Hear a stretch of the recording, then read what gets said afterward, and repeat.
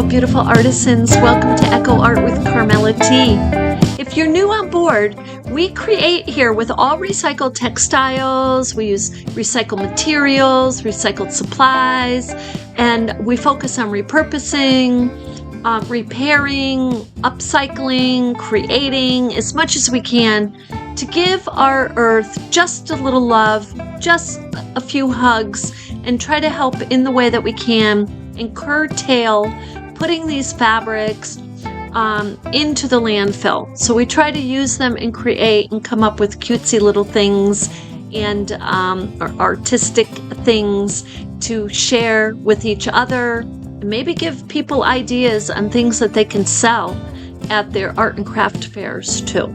So if you're new on board, thank you so much for being here. If you are coming back, thank you so much for coming back.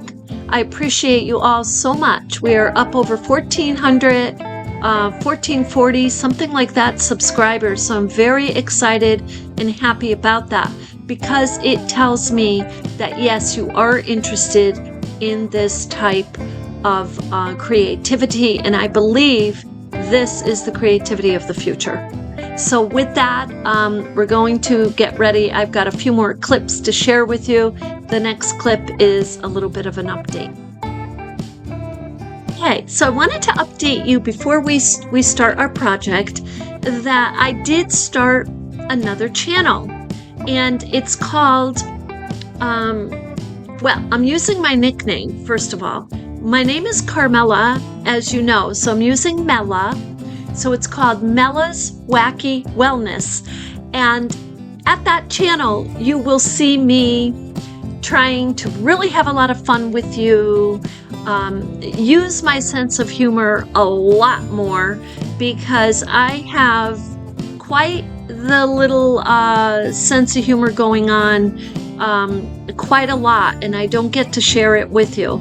So over there, we're going to have a lot of fun. We're going to have fun while we're getting well, while we are focusing on our health, while we're improving our healthy habits and all of that. So it won't just be on strictly walking like with the Fitbit. It will be on a number of other things. So we'll see as we go along as it develops.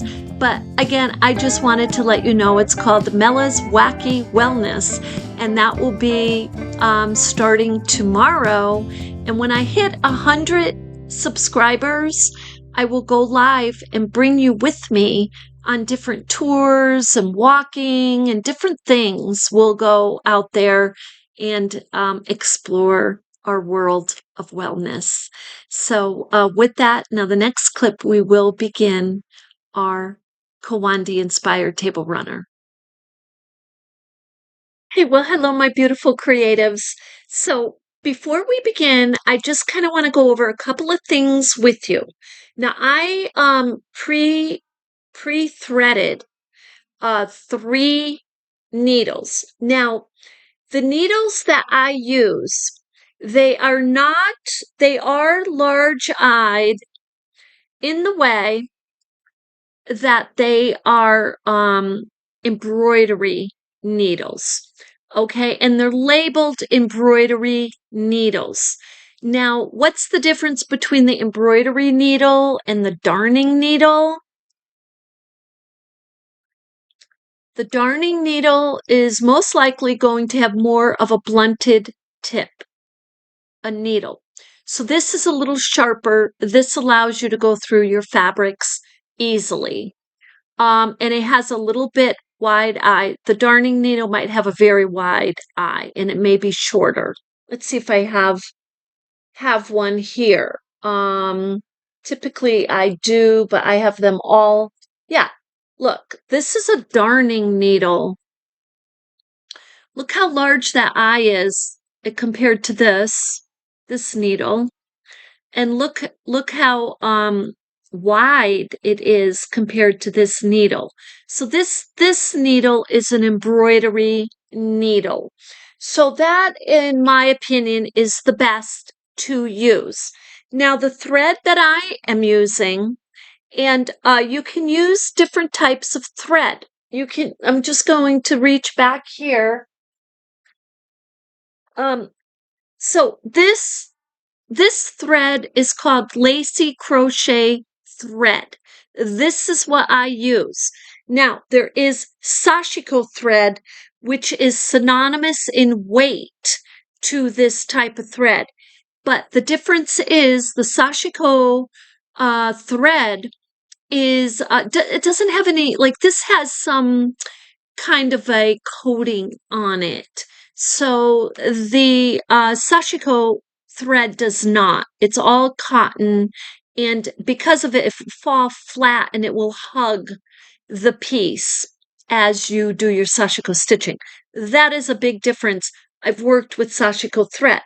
Now this is even closer to sashiko thread. Now, this is your typical embroidery thread, right? Um, and so it's a soft cotton. It's lovely. Now, for smaller pieces, I've made wall pieces for people who have asked me. There's a Buddha that I make, and this is the type of thread I will use for a smaller, maybe, 12 by 18 or whatnot, wall piece. And it's because there's not much thread. But look, I got all of that from the thrift shop. So I saved that for special wall pieces. So, but this works just fine, and you can thread it beautifully in a sashiko needle or in an embroidery needle. It will fit through the eye of a larger sashiko needle. Sashiko needles come in different sizes. So I just wanted to preface that the project like that first. And I do have my coffee because it's late in the day and I wanted to make sure I got this video. I may have to sip this as we go through. So, okay. Now, I'm going to show you how to go around a couple of rounds. So, and that will get you started on your project. So, as you remember, we were turning the corners and whatnot, and turning our piece as we turned our corners, facing the piece towards us. I do the exact same thing when I am stitching because I want to stay oriented. So I put a knot here, and what some people do is they will do a couple of sashiko stitches here, and then they will do a back stitch, and then they'll do a little knot, and then they'll go through. So you can do it that way. Now, I just start here because a couple things. I know on this particular piece, I am doing a back to front hem. And when I do that, I will be folding it over exactly where I'm starting this first row. So it's going to reinforce stitches. So this I know. So that's why it's one of the reasons I'm comfortable beginning it this way. Now I'm pulling this through the back of the fabric. I'm not starting in back. Now I could start in back. I could, because I'm going to put a backing. But just for that very first stitch, that's how I do it. I do one little back stitch, and then I come up a little bit like that, and I'm going to begin my sashiko stitching. And I'm doing it right about, this locks it nicely if I do one little back stitch and then come up. But I'm doing it about 1/8 of an inch from the edge. So with that, now I'm holding the piece because I want to do my sashiko stitching. And I know I can do this in a very nice way because it's going through the fabric. It's going through the fabric in just a lovely manner. No problem. If you're struggling to put your needle through, you may want to rethink, about the fabric you're using if it's too thick. So now I'm going to do, now the other thing I wanted to say before we continue, you notice these needles, I have the heads of the needles facing that way because I have actually done my sewing with these needles facing the other way, and you know the result. It was not good. I was in absolute pain by the time I was done. So anyway, I'm going along and I'm pushing. This is another thing about sashiko stitching. You push the needle through. You're not working on pulling it. You're pushing it. That's the difference between sashiko stitching and embroidery. With embroidery, you're pulling. With sashiko stitching, you are pushing the needle through. So I'm going to continue like this as I go forward. And I'm going straight around my border. Now, the big question, and I say this on every single video I do of Boro or Kiwandi inspired. One of the things that a lot of artists are concerned about is my stitches are not straight. I have to get them straight. I have to get them neater.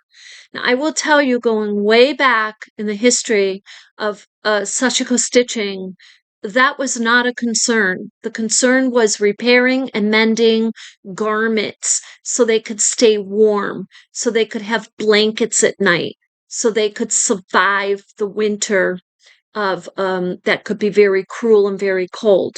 So you will find authentic Boro is they're not worried about the straight stitching. And you go way back centuries, like 1400s and whatnot.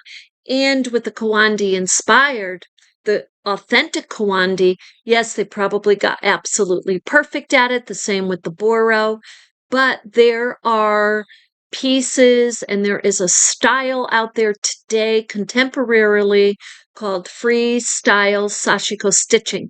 That is what I practice. That's what I do because I do not want to be stressed out because I know I'm not an expert. So I don't want to be stressed out as I'm stitching. So that's what I use. And that is the beauty and the humbleness of it.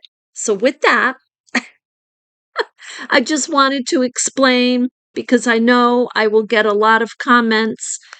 Now, can you study and practice and learn to do your sashiko stitching perfectly? Yes.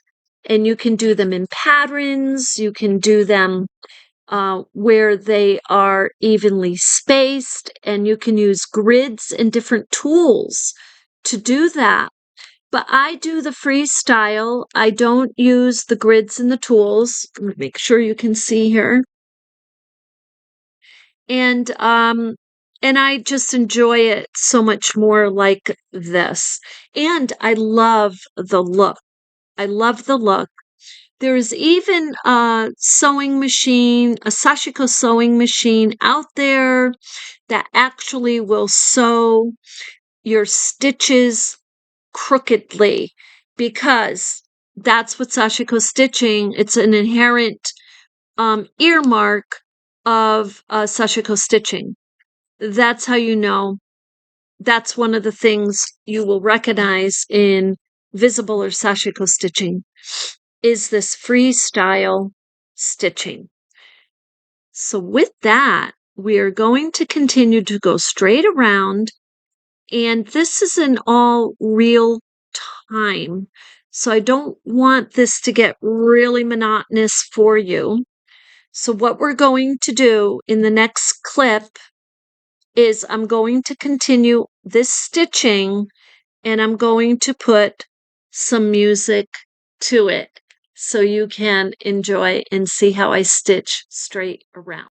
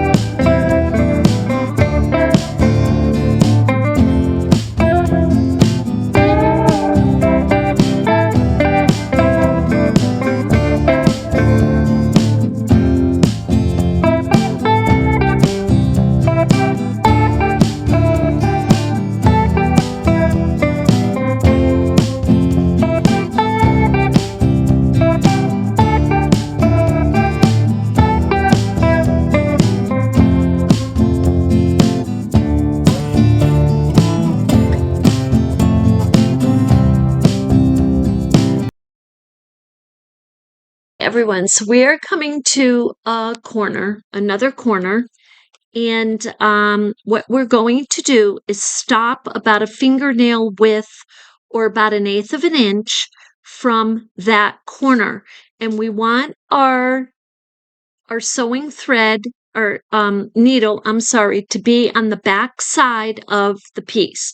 So we want to end it like that.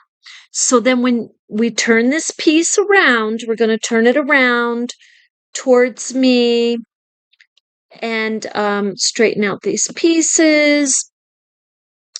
And we're going to continue about a fingernail length from the edge. Now we're going to do our sashiko stitching straight across.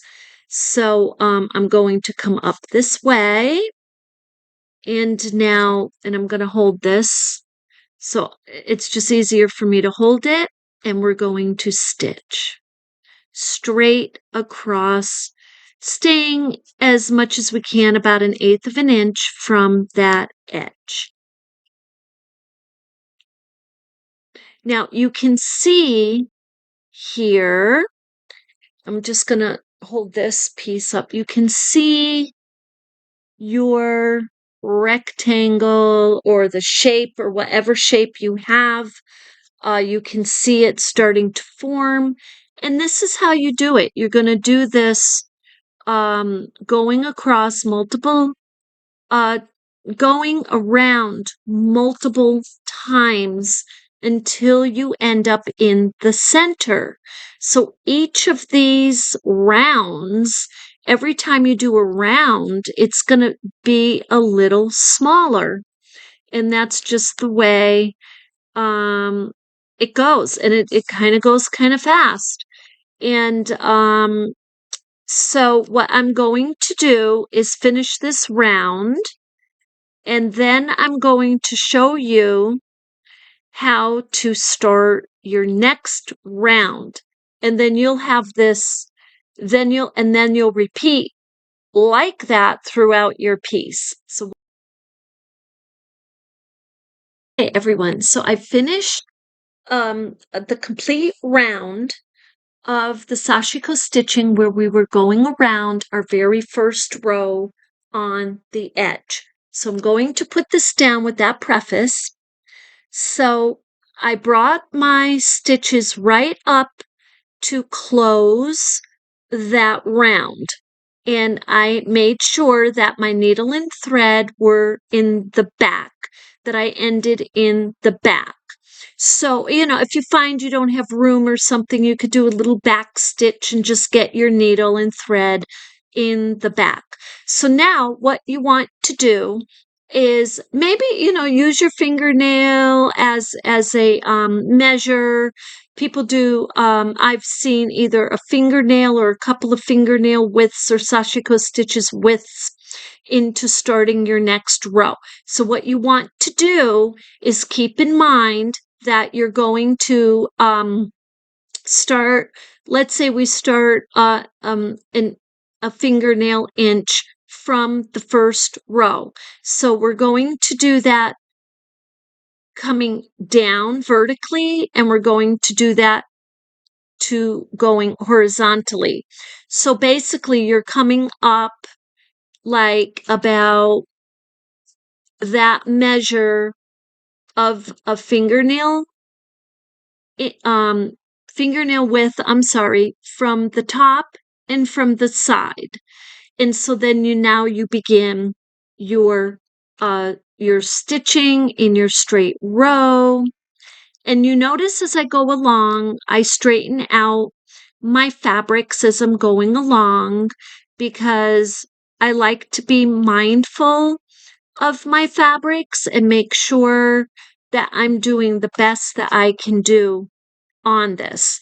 So now you're going to go completely around, just like you did with the top row.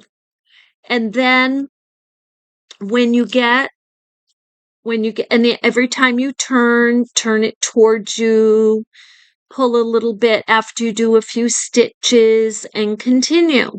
And then when you come up and you close this, You're going to close that. You're going to do the same thing. The needle and thread will be in the back of your piece so that when you come up, you're going to measure about a fingernail width of the top row and of this part. So then you begin your next stitch just like this one, about that width from the other row or from the previous row.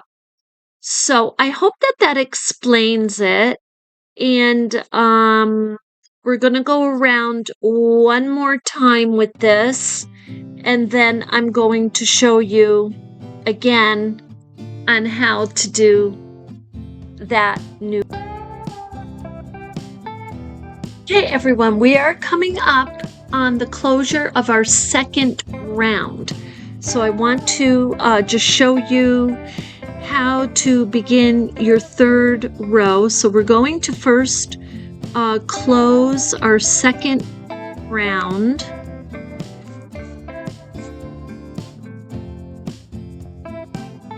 Straighten it out. Make the stitches a little snug. So what we want to do is end in the back of this piece.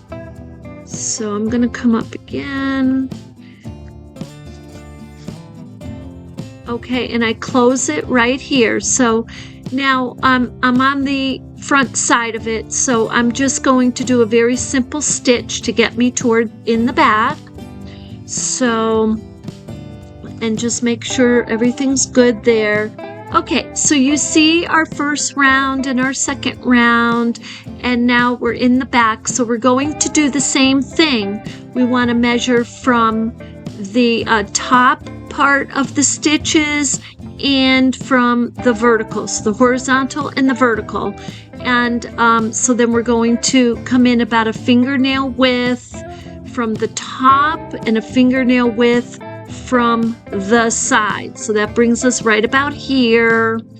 Now, if you want to be exact, you can use dots or a template, you know, like that, or a ruler. So I'm going to start right here, and I'm going to continue stitching, and I'm turning this towards me, and